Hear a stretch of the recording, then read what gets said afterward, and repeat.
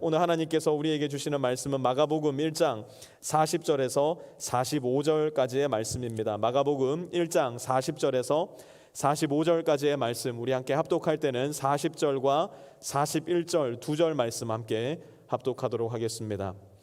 말씀 찾으신 분들 자리에 다 일어나시고, 또 현장에 계시지 않고 가정에 있으신 분들도 자리에 다 일어나셔서 우리 두 절 말씀 힘차게 함께 읽도록 하겠습니다. 시작. 나병 환자 한 사람이 예수께로 와서 그 앞에 무릎을 꿇고 간청하였다. 선생님께서 하고자 하시면 나를 깨끗하게 해주실 수 있습니다. 예수께서 그를 불쌍히 여기시고 손을 내밀어 그에게 대시고 말씀하셨다. 그렇게 해주마, 깨끗하게 되어라. 아멘. 자리에 앉으십시오. 2020년을 묘사하는 그림을 2020이라는 숫자로 어떤 사람이 이렇게 표현을 한 걸 봤어요. 한번 보여주시겠어요? 코로나와 함께한 2020년. 그런데 2021년은 어떤 일이 일어날까, 물론 기대감을 가지고 표현한 그림인 것 같은데요, 이렇게 표현을 했더라고요. 한번 보실까요? 백신이 나와서 이제 코로나를 끝장을 내는 올 한 해가 되기를 원한다는 그런 마음이 이 그림 안에 담겨 있는 것 같습니다. 미국도 그렇고 한국도 마찬가지로 백신을 맞냐 안 맞냐 이 의견으로 굉장히 분분한 것 같다는 생각이 듭니다. 보통 백신이 연구되고 개발되고 또 실험되고 상용화하는 데까지 걸리는 시간보다 이 코로나 백신이 굉장히 단축된 시간에 나왔기 때문인 것 같은데요, 백신을 맞냐 안 맞냐, 이것은 여러분 한 사람 한 사람의 결정이고 선택입니다. 그런데 이 백신이 요한계시록에 등장하는 짐승의 표다, 666의 또 다른 상징이다, 이렇게 이야기를 해버리시면 우리가 지난해 1년 내내 공부했던 요한계시록 내용이 아무 쓸모가 없게 되는 겁니다. 다시 요한계시록 말씀으로 돌아가셔서 그 짐승의 표가 무엇이냐, 666이 무엇이냐 다시 공부해 보셔야 될 필요가 있을 것 같아요. 여러분, 이거 맞는다고 짐승의 표를 받는다거나 666이 여러분 맞박에 새겨진다거나 그런 거 절대로 아닙니다. 어디 가서 그런 이야기 하지 마셔요. 그거 되게 창피한 거예요. 백신의 의료적 효용성, 부작용에 대한 염려와 걱정, 이거는 당연히 할 수 있는 겁니다. 상식과 과학, 의학의 기준 안에서 얼마든지 이 일을 제기해 볼 수도 있고 상식적인 선 안에서 의심을 품어볼 수도 있기 때문이에요. 그런데 이거 맞는다고 해서 여러분 하나님의 생명책에서 이름 지워진다, 이거 절대로 아닙니다. 절대로 하나님이 백신 맞는 거 가지고 생명책에서 이름 지우지 않으세요. 이거 가지고 걱정하실 필요 없어요. 맞고 싶으시면 여러분이 가지고 있는 충분한 과학적이고 의학적인 지식 안에서 맞으시면 되고요, 여러분이 품는 과학적으로 합리적인 의심이 있다면 조금 미루시고 기간을 더 두고 지켜보셔도 괜찮아요. 아직은 미국의 상황이 그렇게 좋지는 않죠. 그래도 백신이 곧 일반인들에게도 풀릴 예정이라 그러고 또 치료제도 계속해서 개발을 하고 있고요. 그래서 새해에는 좀 새로운 희망이 생기지 않을까, 좀 더 자유롭게 우리가 함께 모일 수 있고 교제할 수 있고 또 예배 드릴 수 있지 않을까라는 소망을 가져봅니다. 그런데 우리와는 다르게 자기의 몸 하나를 보면 전혀 아무런 소망을 품을 수 없었던 한 사내가 오늘 본문 속에 등장을 합니다. 우리는 2020 코로나로 가득한 한 해를 보냈지만 2021 백신이 나와가지고 코로나를 무찔러 줄 거다라는 희망과 소망이 있는데, 이 사내는 해가 바뀌고 또 한 해가 바뀌고 또 한 해가 바뀌어서 2002년이 2030년이 되었다 하더라도 자기의 몸이 나을 거라는 그 어떤 소망도 희망도 품을 수가 없었어요. 한 해 한 해 갈수록 이 사내가 만나게 되는 거라고는 점점 더 죽음에 가까워져 가는 병약한 자기 몸 하나밖에는 없었던 것이에요. 오늘은 그 사람, 죽어가는 그 한 사람, 그럼에도 불구하고 어떠한 희망도 소망도 가질 수 없었던 이름 없는 이 한 사내를 함께 만나보려고 합니다. 우리 40절부터 한번 보도록 하겠습니다. 나병 환자 한 사람이, 오늘 함께 우리가 만나볼 사람은 나병 환자 한 사람입니다. 여러분, 나병 환자는 어떤 사람입니까? 오늘날 의료계에서는 이 나병 환자를 한센병 환자라고 지칭하기도 하고요. 물론 우리가 사용해서는 안 될 말이긴 하지만 예전 어른들은 이 나병 환자들을 일컬어서 문둥이라고 비하해서 말하기도 했었습니다. 왜 그렇게 비하적인 표현을 사용했냐? 이 질병이 너무 고약한 질병이었기 때문이에요. 이 질병이 너무너무 고통스러운 게 뭐냐면, 재미있게도 고통을 느끼지 못하게 하는 병이 바로 이 한센병이었기 때문이에요. 망치로 손을 찍어도 몰라요. 불에 손이 대어도 전혀 아무런 감각을 가질 수가 없는 거예요. 밤에 자고 있는 곳으로 들어와서 자기의 코를 물어 뜯어도 모르고 자는 겁니다.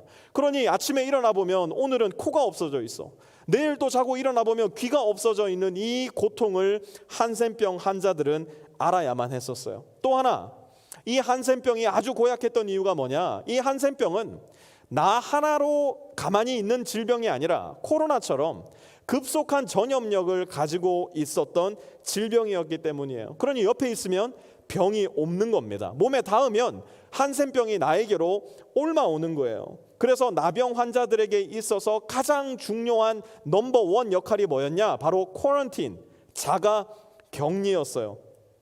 특별히 고대 유대 사회에서 이 나병은 가장 치명적인 질병 중 하나로 인식이 되어서요, 이 병에 걸린 사람은 친구, 가족, 모든 사람으로부터 완전하게 격리가 되어야 했었습니다. 혹여라도 사람들이 모르고 자기 주변으로 오는 것을 나병 환자가 발견하게 되면 이 나병 환자에게는 법적인 책임이 있었는데, 어떤 책임이 있냐? 화로다, 화로다, woe to me, woe to me, 내 주변으로 절대로 오지 마십시오, 나는 나병 환자입니다 라고 외쳐야 될 법적인 의무가 있었어요. 그렇지 않고 군중들이 자기에게로 오는 것을 모른 척 가만히 지켜만 보고 있다거나, 자기가 군중들 속으로 들어가게 되었다가 군중들에게 나병이 발견될 경우 돌에 맞아 죽어야만 하는 법적인 결과를 감수했어야 하는 것이 바로 이 나병 환자였어요. 그런데 그 나병 환자가 오늘 본문에 보니까 놀랍게도 어디에 있느냐? 40절 계속 한번 보세요. 나병 환자 한 사람이 예수께로 와서, 이 나병 환자 한 사람이 예수님께로 온 거예요. 문제는 뭐냐? 지금 예수님은 누구와 함께 있으셨을까요? 최소한 마가복음 오늘 본문에 이르기까지 예수님은 4명의 제자와 늘 함께 계셨고요. 오늘 본문 바로 이전에 보니까 온 동네가 예수님께로 다 몰려 들어와 있었던 상황으로 보아서 지금 이 나병 환자는 대단히 많은 군중들 속으로 아무도 모르게 끼어 들어온 것이었어요. 그것은 무슨 의미냐? 이 나병 환자 마음에 이러한 각오가 있었던 거예요. 내가 돌 맞아 죽는 한이 있어도, 내가 오늘 이 자리에서 내 나병이 발각되어 많은 사람으로부터 죽임을 당하는 한이 있어도 나는 예수는 만나 보고 죽어야 되겠다라는 결단이 이 나병 환자에게는 있었던 거예요. 그가 입을 열어 이렇게 말합니다. 선생님께서 하고자 하시면 나를 깨끗하게 해주실 수 있습니다.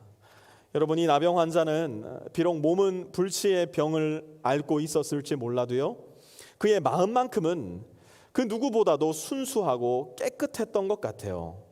예수님을 예수님 자체로 볼 수 있었던 영혼의 눈이 이 나병 환자에게는 있었던 거예요. 이 나병 환자가 예수님께 청하는 모습과 우리가 예수님께 청하는 모습은 얼마나 다른지 한번 보세요. 우리는 흔히 이렇게 기도하지 않아요? 예수님, 나 이거 주세요. 예수님, 나 저거 주세요. 나 예수님 그거 꼭 필요해요. 꼭 주셔야 돼요. 우리는 정직하게 이야기해서 주님의 뜻에는 별로 관심이 없는 것 같아요. 오로지 내가 원하는 것만을 예수님께 기도라는 통로를 통하여, 도구를 통하여 강요할 때가 참 많은 것 같아요. 그런데 이 나병 환자는 그렇지 않아요. 이 사람의 말을 한번 다시 들어보세요.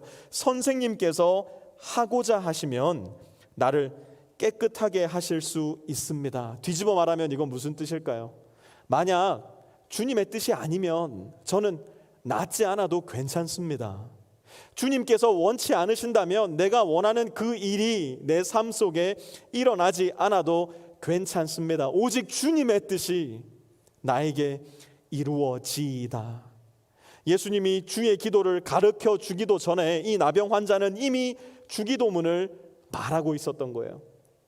40절과 41절 사이에 기록되어 있지는 않지만 이 행간에서 우리가 충분히 읽어볼 수 있는 주변 사람들의 반응이 있는데요. 아니, 나병 환자가 지금 우리 군중에 끼어 들어왔단 말인가? 아니, 저 사람이 겁도 없이 여기까지 들어와서 자기가 나병 환자라는 사실을 밝히지 않았단 말인가? 이거 미친 것 아닌가? 빨리 돌을 들어서 저희를 죽여야 되지 않겠는가? 군중들의 반응은 바로 그러한 반응이었을 거예요. 이거 우리는 굉장히 쉽게 잘 이해할 수 있어요. 예를 들어서 우리 빛의 교회 모든 공동체가 오래간만에 전 성도가 다 이제 저희 집에서 모인 겁니다. 오래간만에 너무너무 좋아요. 잘 지내셨어요? 자, 우리 예전처럼 고기도 구워 먹고 거기다 볶음밥도 볶아서 먹고 한번 해봅시다. 그래서 막 즐겁게 마스크도 다 벗은 채로 즐거운 식사 교제 시간을 나누고 있었어요. 그때 갑자기 제가 방문을 열면서 아유 오래간만입니다. 예, 그런데 참 죄송한 소식이 있어요. 제가 오늘 아침에 코로나 확진 판정을 받았습니다. 한다고 생각해 봅시다. 여러분 다 저를 사랑하고 아껴주시지만 여러분 저한테 그렇게 말씀하실 거예요. 목사님 너무 무책임하세요. 목사님 코로나 확진 받으셨으면 오늘 모임 캔슬하셨어야죠. 만약에 이 자리에서 꼭 모여야 됐으면 목사님 자가격리 하고 계셨어야죠. 저한테 이야기를 하실 거예요. 왜 그럴까요? 이 코로나는 부처님을 믿는 사람도 걸리고 알라를 믿는 사람도 걸리고 예수님을 믿는 우리도 모두 주의하지 않고 조심하지 않으면 걸리는 질병이기 때문에 그래요. 오늘 본문이 바로 이러한 상황이란 말이에요. 하나님을 믿고 있었던 유대인들이 나병에 걸리는 상황이었다고요. 그런데 우리의 상황과 우리의 오늘 이 상황과 다른 상황이 한 가지가 있으니 그게 뭐냐? 말씀이신 하나님께서 육신이 되어 이 땅에 오셨던 그 현장에 이 나병 환자는 그 하나님의 본체이신 예수님과 같이 있었다는 사실이에요. 온 우주를 창조하시고 모든 질병을 깨끗하게 하실 수 있는 능력이 있으신 예수 그리스도가 인간의 몸으로 그 나병 환자와 함께 계셨다는 사실이에요. 41절 보세요. 예수께서 그를 불쌍히 여기시고 예수님은 먼저 그 나병 환자를 불쌍히 여기셨어요. 여러분 나병 환자가 그의 몸으로 감당했어야 될 그 고통이 상상이 가세요? 저는 솔직히 아무리 이 말씀 속에 저의 삶을 투영해 보려고 해도 상상이 잘 안 가더라고요. 그런데 이 나병 환자분들에게는 정말 말도 못하는 육신의 고통이 있다고 해요. 제가 아까 전에 말씀드렸듯이 정말 아침에 눈 떠서 일어나 보면 귀가 하나 없어진 거예요. 아침에 눈 떠서 보면 눈알이 하나 파먹혀 있는 거예요. 이게 얼마나 당혹스럽고 고통스러운 몸의 질병입니까? 그런데 이 나병 환자분들의 이야기를 들어보면요, 육신의 고통보다 더 큰 고통이 있대요. 그게 뭐냐면 사랑하는 사람들과 만날 수 없다라는 고통. 사랑하는 내 아내를 더 이상 만져볼 수 없다라는 거. 내가 너무나 사랑하고 내 몸을 다 주어서라도 지켜주고 싶은 내 아이들을 더 이상 안아볼 수 없다라는 그 고통이 이 나병 환자들에게는 있다라는 사실이에요. 사람의 온기를 완전히 상실해버린 참을 수 없는 슬픔과 고통이 오늘 본문 속 나병 환자의 마음과 영혼 깊숙한 곳에 분명히 자리하고 있었을 거예요. 더 나아가 유대인들이 가지고 있었던 그들만의 종교적 고정관념, 그게 뭐였을까요? 나병 환자, 아이고 저 사람 하나님께 죄 지어서 나병이 걸린 거지. 하나님이 의로운 사람을 나병에 걸리게 할 리가 없지 않은가? 저 사람은 하나님 앞에 죄인이기에 나병이 걸린 것이야. 모두가 수군거리며 그의 등 뒤에서 종교적인 칼날을 그의 심장 깊숙이 찔러 넣는 그 아픔을 이 나병 환자는 경험했어야만 했을 거예요. 그런데 재밌는 사실, 충격적인 사실은 뭐냐? 그러한 그를 그렇게 오랜 시간 살아왔을 그에게 예수님은 다른 이들과 같이 대하지 않으시고 오히려 불쌍히 여기셨어요. 그리고 예수님은 마음으로만 불쌍히 여기셨을 뿐만 아니라 41절 계속 보세요. 손을 내밀어 그에게 대시고 말씀하셨다. 이 장면에서 나병 환자는 물론이고요, 예수님 주변에 있었던 모든 사람들이 깜짝 놀라서 펄쩍 뛰었을 겁니다. 왜요? 보통은 나병 환자와 내가 접촉이 되면 내가 나병 환자에게 건강을 전염시키는 것이 아니라 나병이라는 질병이 나에게 전염되어 왔었기 때문이에요. 나병은 도저히 상대할 수 없는 위험천만한 전염병이었어요. 그런데 예수님께서 인류 역사상 처음으로 이 나병의 질서에 역전을 가지고 오십니다. 건강하신 예수님께서 나병에 손을 대셨는데 나병이 예수님께 옮아온 것이 아니라 예수님의 건강이 나병 환자에게 전염이 된 거예요. 나병의 죽음이 예수님께로 옮아온 것이 아니라 예수 그리스도의 생명이 이 나병 환자에게로 전염되어 버렸던 거예요. 바로 예수님은 이 일을 하시기 위해서 이 세상에 오신 것이에요. 저와 여러분은 평생에 걸쳐 나병 걱정은 하지 않아도 괜찮은 사람들일지도 모르겠어요. 그러나 저와 여러분 역시도 결코 피할 수 없는 전염병에 감염되어 있으니 그 병이 뭐냐면 죽음이라 일컬어지는 질병이에요. 그 누구도 피해갈 수가 없어요. 백신도 없어요. 치료제도 없어요. 예측도 불가능해요. 누구는 일찍이, 누구는 평범하게, 누구는 매우 늦은 시간에 이 죽음이라는 질병을 앓고 결국은 모두가 이 병 앞에 무릎을 꿇고 마는 것이에요. 누구나 이 병과 맞붙으면 백전백패예요. 대통령도, 장군도, 정치인도, 유명인도, 그 어떤 사람도 이 병과는 싸울 수가 없는 거예요. 그런데 이 병을 이기신 분이 계세요. 이 병의 질서에 역전 현상을 가져온 분이 계시니 그것이 바로 저와 여러분이 믿고 있는 우리의 주님 예수 그리스도세요. 우리는 죽음을 이기신 이 예수님의 소식을 바로 복음, 곧 좋은 이야기라고 불러요. 이것이 왜 좋은 소식이냐? 여러분, 이건요 그냥 코로나 백신이 나온 정도가 아니기 때문이에요. 이건 나병 백신이 나온 정도가 아니기 때문이에요. 죽음을 이길 수 있는 백신이 나온 거예요. 예수님을 우리의 마음속으로 믿어 우리의 입술로 예수님을 향한 믿음을 고백할 때 죽음을 이기신 예수 그리스도의 피가 바로 그 보혈이 우리 영혼의 혈액 속으로 들어와 저와 여러분 역시 예수님 때문에 죽음을 이길 수 있는 힘을 얻게 되는 거예요. 오늘도 예수님은 나병 환자에게 손을 대셨던 것처럼 저와 여러분에게 손을 대시고 고쳐주시기 위해 우리를 기다리고 계세요. 바로 저와 여러분이 우리의 마음 문을 활짝 열고 오늘 본문 속 나병 환자처럼 예수님 앞으로 나와 무릎을 꿇고 간청하기를 기다리고 계세요. If you are willing, Lord, you can heal me 이야기했던 나병 환자처럼 주님이 원하신다면 주님께서 저에게 영원한 생명을 주실 수 있습니다. 우리의 마음의 신앙 고백을 예수님께 드리기를 오늘도 예수님은 기다리고 계세요. 우리가 이렇게 예수님 앞에 나와 고백할 때 무슨 일이 일어날까? 41절 계속 보세요. 그렇게 해주마 깨끗하게 되어라.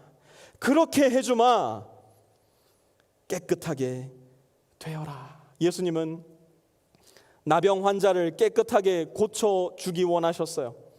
예수님은 죽음의 질병을 앓고 있는 저와 여러분도 깨끗하게 나음을 입기를 원하세요. 그리고 예수님은 그렇게 해주마 깨끗하게 되어라. 오늘 바로 여기 있는 저와 여러분에게도 말씀해 주실 거예요. 그 결과는 무엇일까요? 42절요. 곧 나병이 그에게서 떠나고 그는 깨끗하게 되었다. 여러분, 하나님께도 소원이 있다는 거 아세요? 하나님께도 하나님 마음대로 하시지 못하고 내가 정말 이거 하고 싶은데 마음속으로 바라는 게 있다라는 사실 혹시 아세요? 하나님의 소원은 바로 저와 여러분이 낫는 거예요. 하나님의 소원은 죽음을 목전에 두고 있는 언젠가는 죽음의 질병에 걸려서 질 수밖에 없는 저와 여러분을 살려주시는 것, 그것이 바로 하나님 마음을 가득하게 채우고 있는 하나님 아버지의 소원함이에요. 하나님은 단 한 번도 저와 여러분이 비참함 가운데 살기를 원하지 않으셨어요. 질병 가운데, 고통 가운데 있기를 원하지 않으셨어요. 그것이 바로 하나님의 독생하신 아들 예수 그리스도를 이 세상 가운데 보내어 주신 이유예요. 말씀이신 예수님께서 저와 여러분과 꼭 같은 몸을 입고 저와 여러분에게 구원의 이야기를 들려주신 이유가 바로 그것이에요. 구원의 이야기는 뭐예요? 나는 너희가 낫기를 원한다고, 나는 너희가 고침을 받기 원한다고, 나는 너희가 지금 당장 살기를 원한다고, 그냥 사는 것이 아니라 풍성하게 살고 영원히 살기를 원한다고. 죽음의 짐을 짊어지고 있는 모든 사람들은 나에게로 오라고. 예수님 그 말씀하시기 위해서 이 세상 가운데로 오신 것이에요. 그리고 오늘 이 말씀이 저와 여러분 마음 가운데 들려지는 말씀이 되어야 해요. 그래서 그 말씀을 듣고 오라 말씀하시는 예수님 앞으로 우리 모두가 나올 수 있게 되기를 바라요. 그런데 이제 예수님은 더 이상 2000년 전 갈릴리 시골길을 다니셨던 모습으로 저와 여러분을 찾아오지는 않으세요. 그러면 우리는 어떻게 예수님을 오늘 바로 이곳에서 만날 수 있게 되는 것일까? 43절 한번 보세요. 예수께서 단단히 이르시고 곧 그를 보내셨다. 예수님이 좀 의아한 말씀을 하세요. 그것도 단단히 일러두시면서 말씀하시는데요. 그 말씀이 무엇이냐?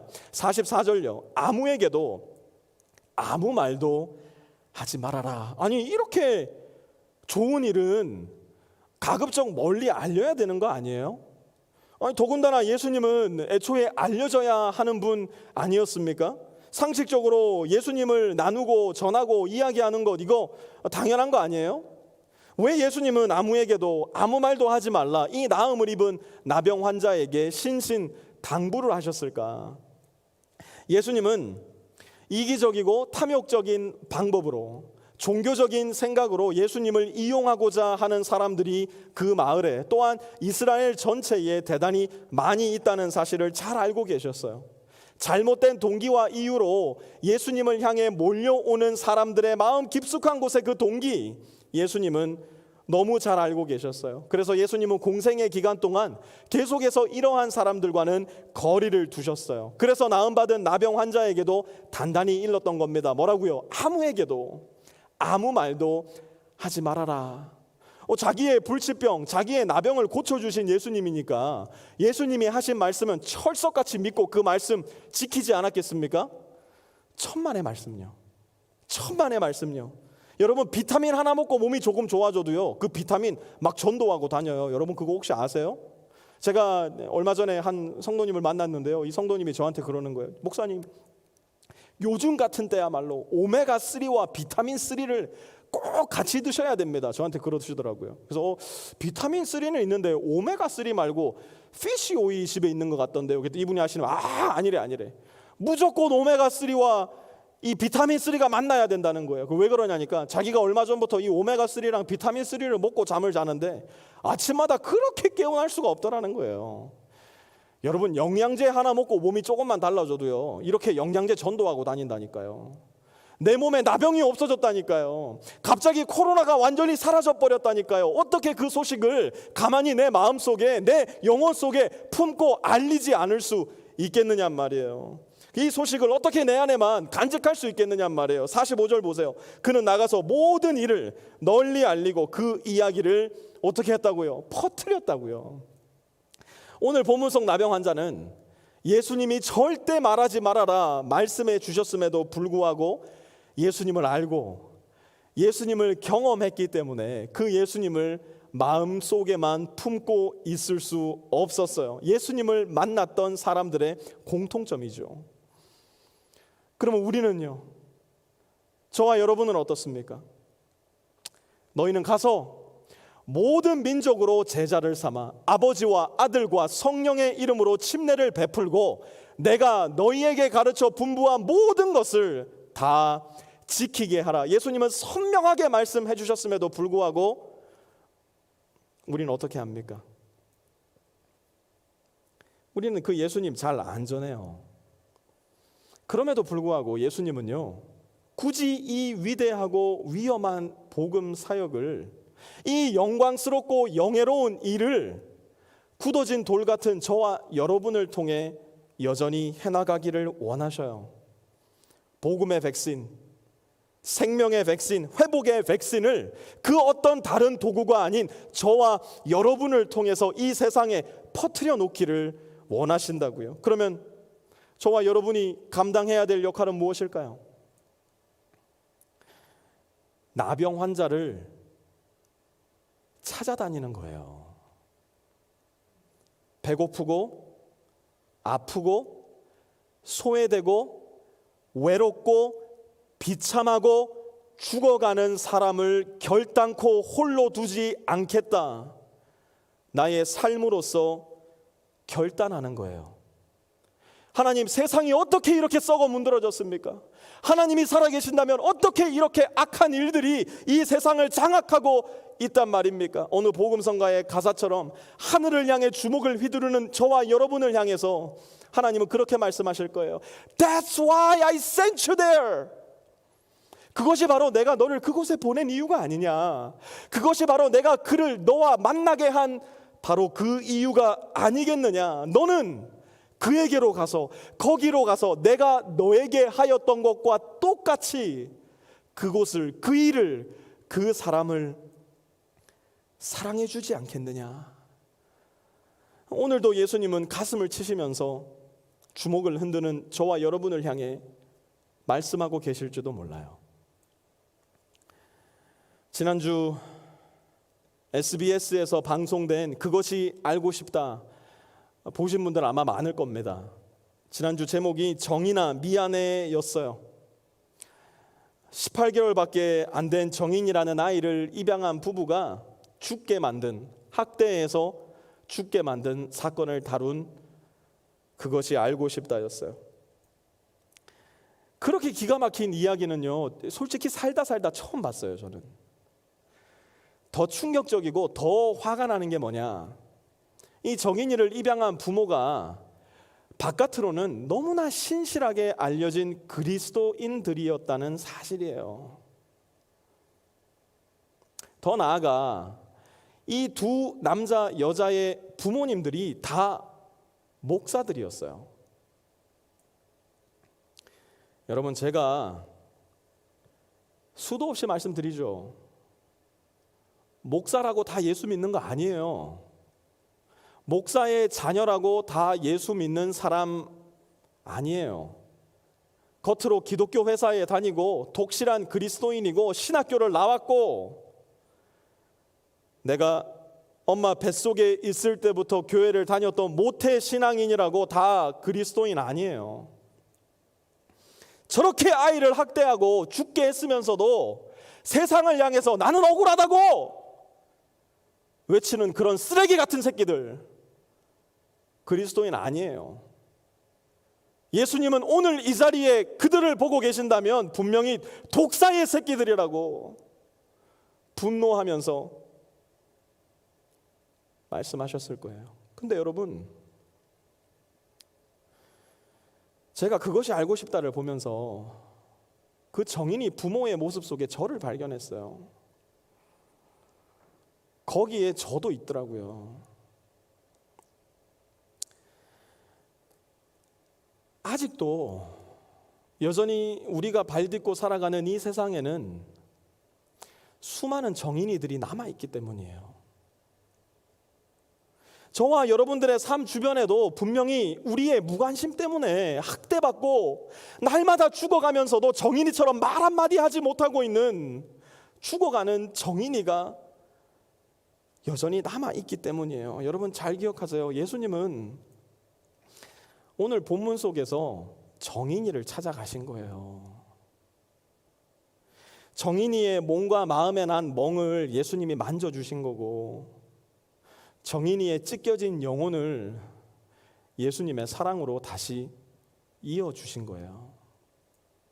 그리고 오늘 예수님은 저와 여러분을 여전히 이 세상 속에 너무나 많이 존재하고 있는 정인이를 향해 보내고 계신 거예요.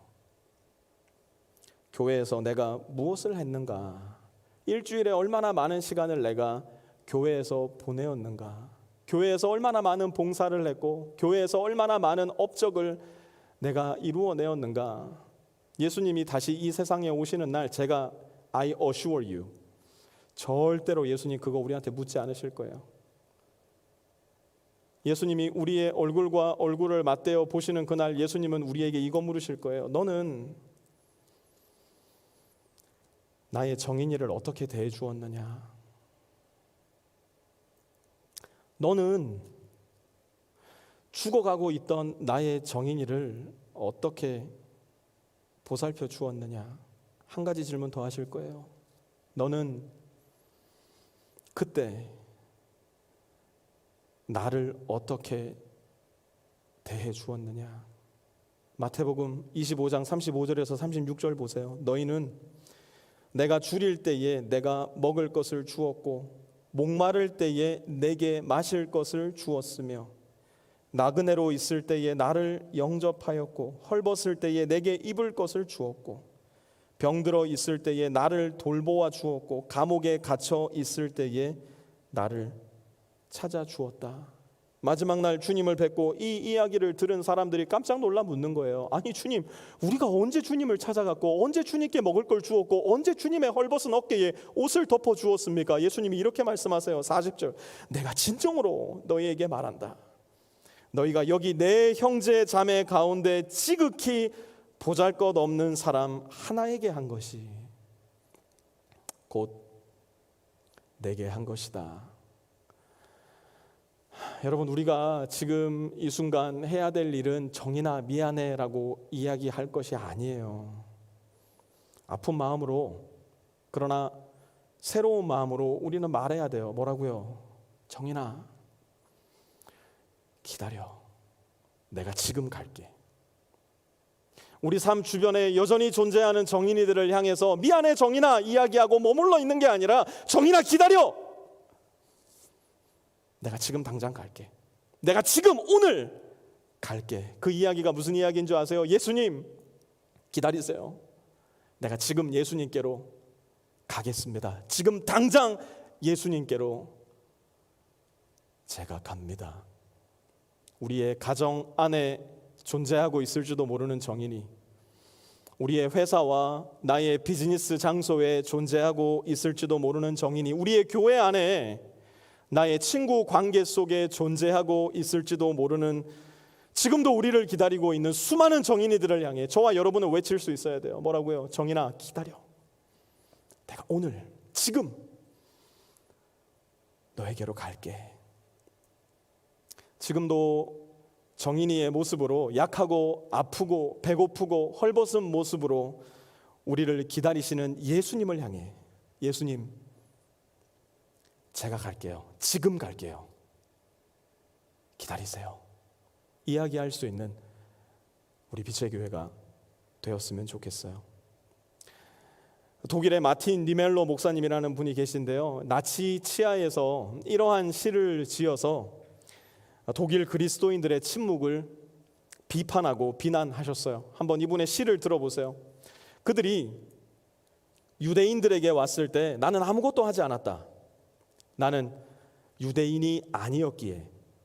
그들이 사회주의자들을 가두었을 때 나는 아무것도 하지 않았다. 나는 사회주의자가 아니었기에. 그들이 가톨릭 신자들을 덮쳤을 때 나는 아무것도 하지 않았다. 나는 가톨릭 신자가 아니었기에. 마침내 그들이 내게 왔을 때 나를 도와줄 사람은 단 한 사람도 없었다. 혹시 이 세상에서 일어나는 이런저런 비극들을 바라보면서 다행이다, 나는 저 비극 겪지 않으니 다행이다, 나에게 저 비극이 오지 않았으니 하나님 감사합니다 생각해 보셨던 분 계세요? 정인이의 이야기를 보시면서 우리 부모는 정인이 같은 부모 아니라 다행이다, 아이고 우리 아이들 내가 정인이 부모같이 키우지 않아 다행이다, 가슴을 쓸어내리면서 다행이다 생각하고 하나님 감사합니다 생각해 보신 분 계셔요? 예수님은 과연 그 비극을 보시면서 무슨 생각을 하실까요? 예수님은 그 비극을 향해 그렇게 생각하는 저와 여러분을 보면서 무슨 생각을 하실까요?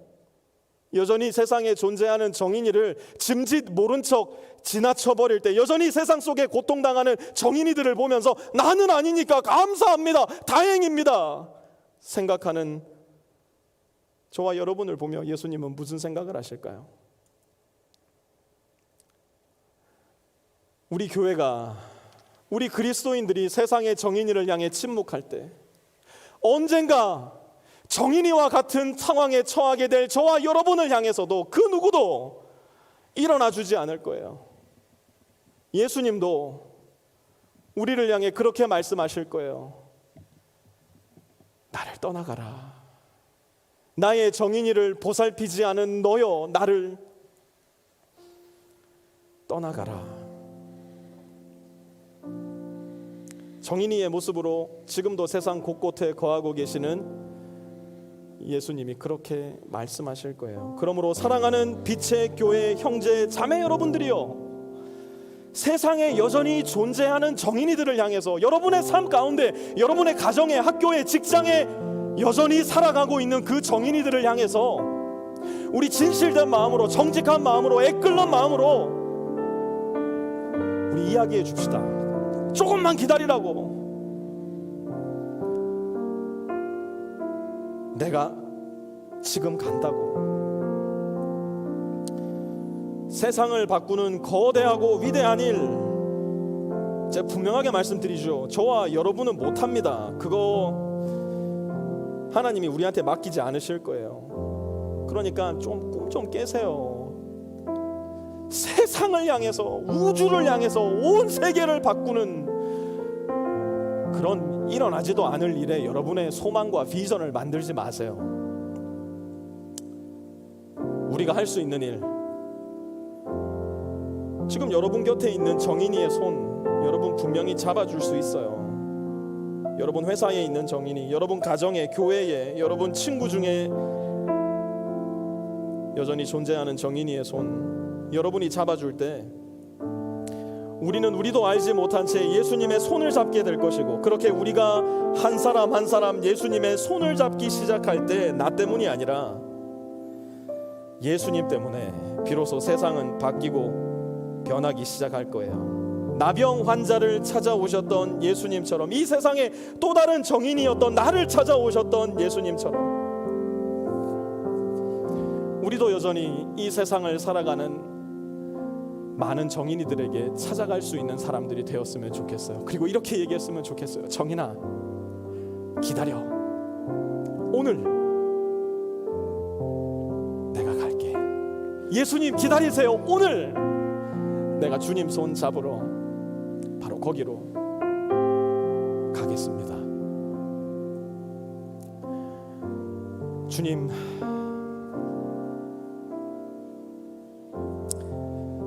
어떻게 이렇게 기가 막힌 소식이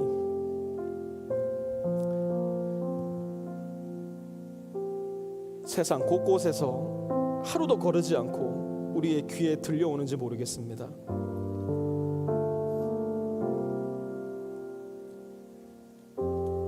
너무나 그럴듯해 보이는 그리스도인이라는 사람들이, 아니 멀리 갈 것도 없이 그리스도인이라고 생각하고 고백하며 살아가는 내가 내 삶 가운데 있는 비극을, 내 이웃 가운데 있는 고통을 그렇게 무관심하게 대하며 살아가는지 모르겠습니다. 오늘 말씀에서 나병 환자를 찾아가신 예수님을 기억하게 하여 주옵소서.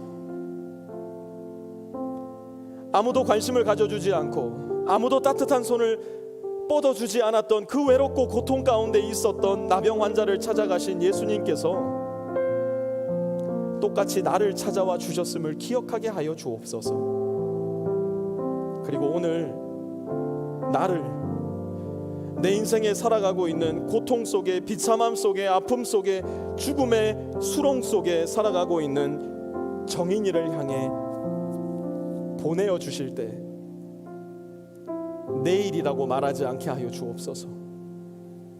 미안해, 미안해, 미안해, 그저 말 한마디에 자위하는 거짓된 그리스도인 되게 하지 마시고 내가 가진 것으로, 내가 있는 곳으로, 내가 발견하는 이 세상의 정인이들에게 성실하게 나아가서 나도 모른 채 주님의 손을 잡는 그 역사가, 그래서 예수님으로 말미암아 내가 살아가는 이 세상이 하늘나라와 같은 공간이 될 수 있도록 하나님, 나의 마음을 바꾸어 주시고 나의 몸과 마음과 영혼을 주님께서 사용하여 주시옵소서. 그렇게 하나님 말씀에 순종하며 이 세상 가운데 하나님 나라를 터치다운 시켜 놓을 수 있는 우리 빛의 교회 성도들 한 사람 한 사람 다 될 수 있도록 주님께서 역사하여 주시옵소서.